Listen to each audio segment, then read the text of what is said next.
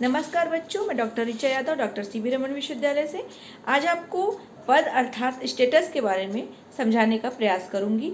तो आइए जानते हैं कि पद या परिस्थिति क्या होती है।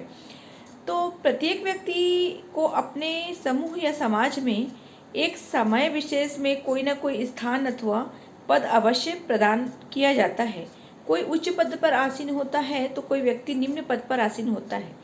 एक व्यक्ति एक क्षेत्र में महत्वपूर्ण पद पर हो सकता है, वहीं दूसरा व्यक्ति उसके जगह दूसरे क्षेत्र पर उससे नीचे दर्जे का भी हो सकता है। उदाहरण के लिए संयुक्त परिवार में दादा जो हैं वो परिवार का मुखिया होता है, सम्मानीय एवं शक्तिशाली व्यक्ति होता है। लेकिन अगर वही व्यक्ति किसी ऑफिस में यदि चपरासी का कार्य कर रहा है तो अधिकारी और क्लर्क की तुलना में उसे नीचे माना जा सकता है।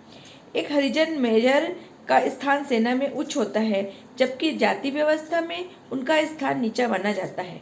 स्पष्ट है कि प्रत्येक व्यक्ति का समाज में अपना कोई न कोई पद या दर्जा अवश्य होता है, जिसे समाजशास्त्री भाषा में परिस्थिति कहा जाता है। आइए अब हम परिस्थिति की विभिन्न विद्वानों द्वारा दी गई परिभाषा को जानने का प्रयास करते हैं।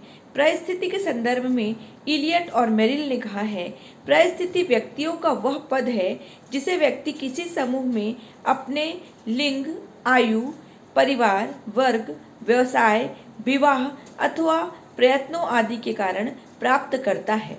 आगबन एवं निमकांप महोदय ने परिस्थिति की परिभाषा समझाते हुए कहा है कि परिस्थिति की सबसे सरल परिभाषा यह है कि यह समूह में व्यक्ति के पद का प्रतिनिधित्व करती है, अर्थात जिस समूह में व्यक्ति जिस पद पर है वह उसकी परिस्थिति है।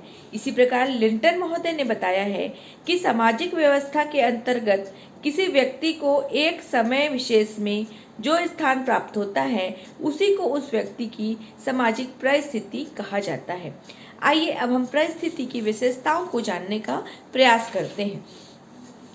प्रत्येक समाज में एक परिस्थिति और उससे संबंधित भूमिका का निर्धारण उस समाज की सांस्कृतिक कारकों एवं मूल्यों के द्वारा होता है। संस्कृति ही यह तय करती है कि कौन कौन सी परिस्थिति प्रदान की जाएगी और वह कौन सी भूमिका निभाएगा।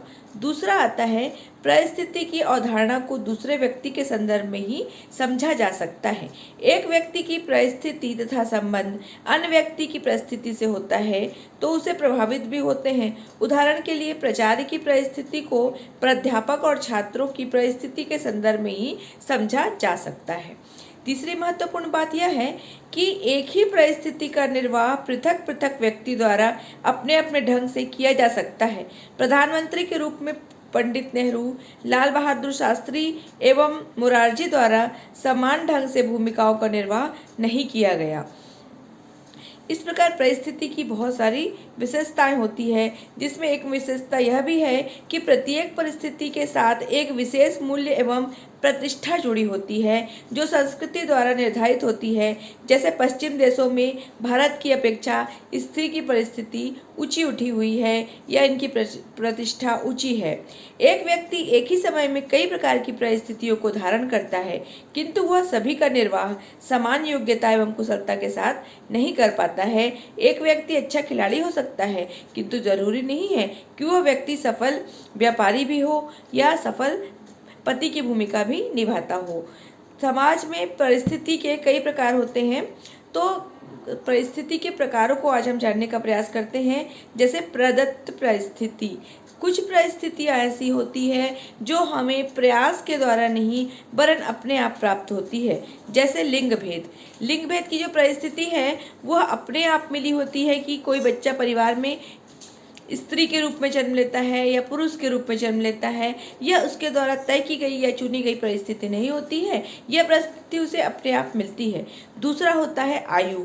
कोई भी बच्चा किसी भी परिवार में जब जन्म लेता है तो उसे पता नहीं होता है कि जन्म में उसका कौन सा क्रम है, छोटा है या बड़ा है ना।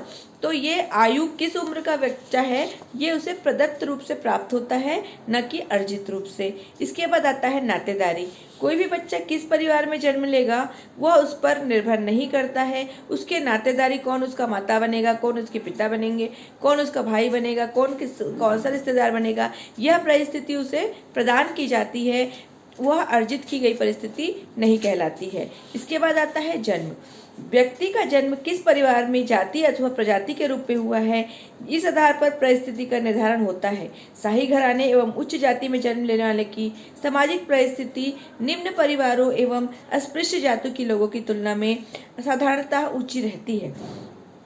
शारीरिक विशेषताएं भी अर्जित परिस्थिति में नहीं आती, बल्कि यह प्रदत्त परिस्थिति में आती है। इसके बाद किस जाति में जन्म लेगा बच्चा, किस प्रजाति में जन्म लेगा, यह भी प्रदत्त परिस्थिति का ही प्रकार है। अब परिस्थिति का दूसरे प्रकार अर्जित परिस्थिति को हम देखने का प्रयास करते हैं।